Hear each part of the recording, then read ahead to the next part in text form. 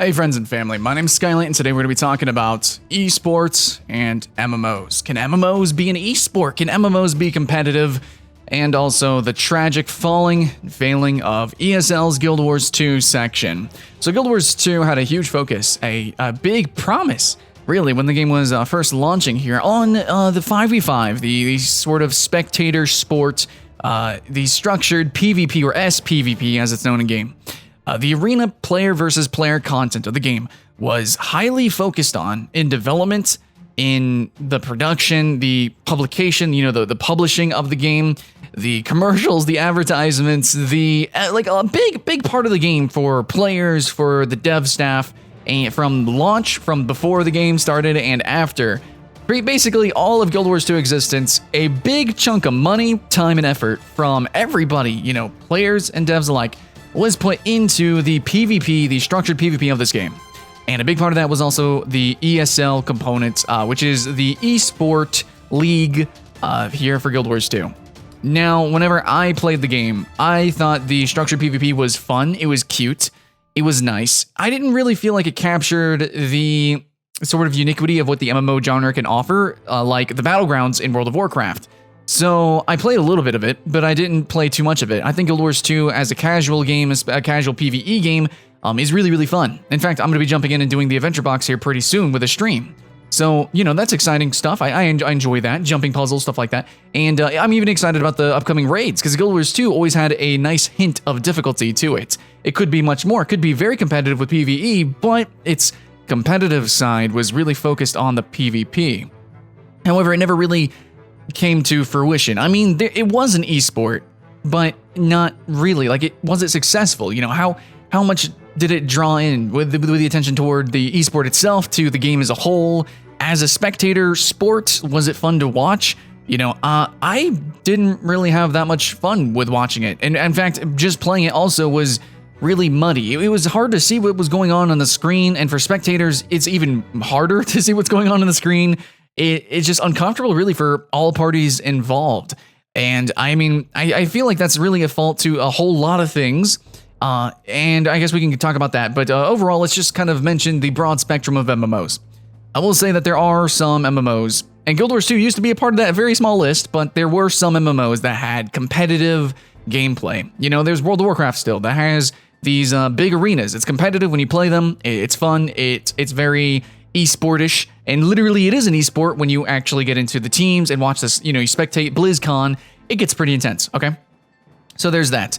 And RuneScape even had this big, like, I don't even know, what Battle Royale style tournament thing, and I think it's also another option for a lot of games that could potentially happen. I would like to see that come to fruition, but, there's different kinds of competitive styles of games.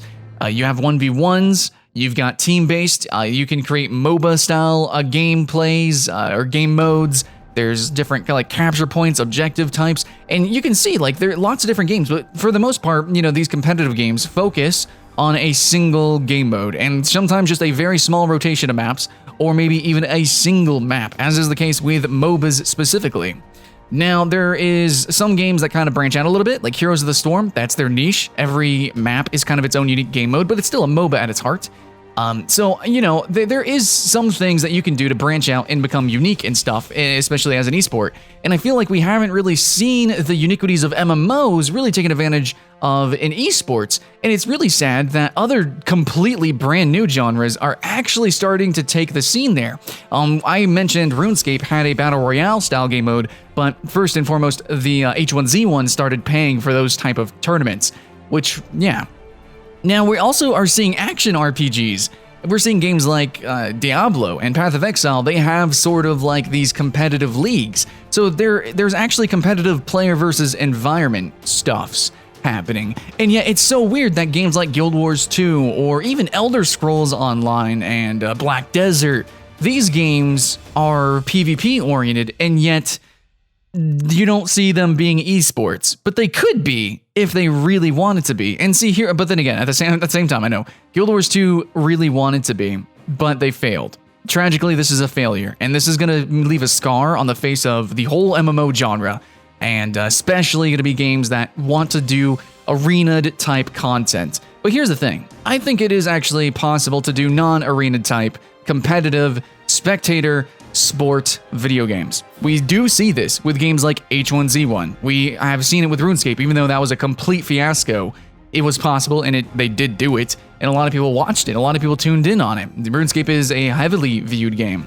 It's very possible to use an MMO as a basis and then create a game mode or, some sort of sport around some of those mechanics and use the new uniquities of the MMO genre and engine to create an interesting and engaging esport scene. Now, it can be MOBA-esque.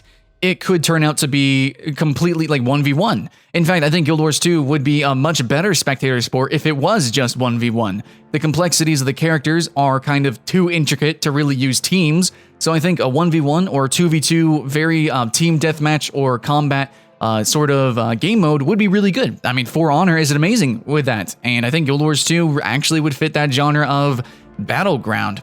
I think that the arenas in World of Warcraft kind of work just because of the support of Blizzard and the support of the game as a whole, but also they're not giant teams. They're not like 5 teams.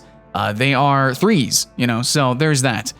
What I think was the problem with Guild Wars specifically, and many other MMOs, is that when they do these arenas or these PvP game modes, it's kind of like they are just emulating what maybe some other games have done. And Guild Wars 2 is a really unique game, has some very interesting mechanics, and I just feel like all over the place, and it's not just PvP or even just this one, structured PvP type game mode. I just feel like they're really not taking advantage over everything they could. They really let World versus World die, but they could have actually used the World versus World map and use that with maybe different teams. It's possible. Could you imagine like a giant map and then having 5 players, spread out throughout the map and doing almost like a giant MOBA, like a massive MOBA, and then actually, utilizing all the mechanics of all these different characters individually across the map and having different objectives and different keeps to take, things like that. If they could rework a massive style MOBA, that would be really interesting. I don't see why that couldn't work. Some MOBAs have bigger maps than others, some are smaller. I mean, if you compare Vainglory's map to Smite's or even Dota's, yeah, man, I mean, why not? Why can't we have a battleground style MOBA? Literally a multiplayer battle arena. Let's just make it a battleground, make it a much more massive experience. And, it would be a much better spectator sport than having this small arena with 5 versus 5, and all these character kits are completely overloaded. You think League of Legends is overloaded with 4 abilities and then a bunch of passives? Dude. Oh my god, Guild Wars is way overkill. It's way too much. I think Guild Wars would be a fantastic 1v1 or 2v2 game mode, and if you're gonna do 5v5, you need to spread people out over a map like a MOBA. Spread it over a map, and then, have all these different objectives and have a lot more to the playability. That's what you need to do. I mean, they had the siege engine mechanic. They even have some kind of a sort of mechanic. It's not real mechanics, but there is like a hint of being able to build things. There are actual structures that can appear and be destroyed, but they don't really expand on that at all, PvE or otherwise, really. There's barely any events that show you actually being able to build, physical structures, or they spawn and then them be destroyed with dynamic events. Why can't that be in PvP? That would be amazing. Being able to set up a capture point somewhere, or like on the capture point, you can kind of build a base around it real quick if you get a kill, or maybe 2 kills, and the base becomes a little bit more and more fortified, and then maybe over time, some players are gonna have to be drawn out from their 1v1s and move over. You can have some, you can basically make a massive MOBA. In fact, that's really what I want to get at. There's lots of different game modes that you can create, and if you want to emulate from somebody, do it, but you're a massively multiplayer game with massively multiplayer mechanics. Your characters are, they're overdriven, they got limit breaks, and they got all sorts of ridiculous stuff. They are overtuned, and to really allow them to shine, you need a bigger than life, bigger than an arena type of gameplay. The only time it can really, and really it only works in World of Warcraft because it is 3 versus 3, and in then it's heavily role-based, as in like tank, DPS, healer, stuff like that.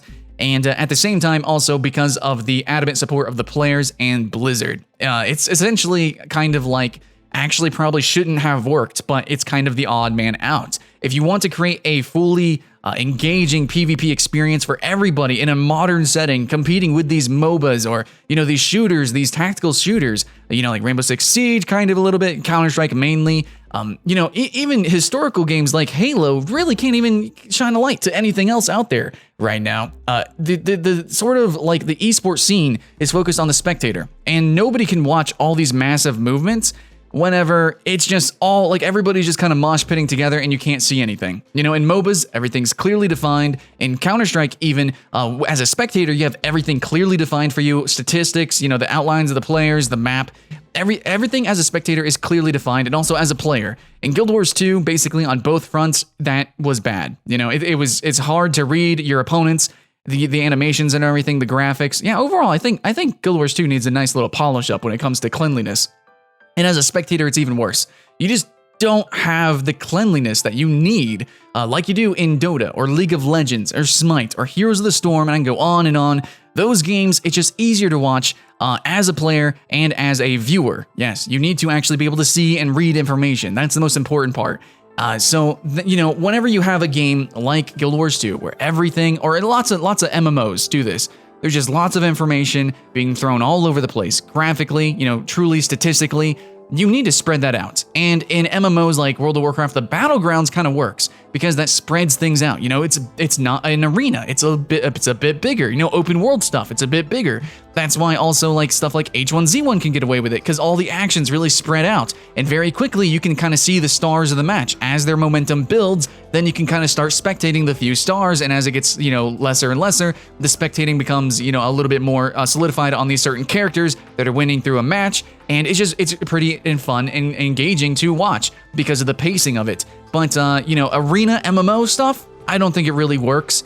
You need to take out a lot of the information, as in just play with 1 players or 2 players, blah, blah, blah. I said it over and over again, but that's really the fault. If you're going to take advantage of MMO stuffs, you need to actually focus on what makes your game unique, and that's going to be the massivity. Either the massivity of the characters' kits, like Guild Wars 2, put it in just 1 player, okay, or the massivity of the maps, the massivity of the objectives. Basically, make a giant MOBA, okay? We haven't really seen that. MOBAs still haven't really been too innovative lately. We've kind of had the ones that have succeeded, and then that's it. Everything else has fallen to the wayside.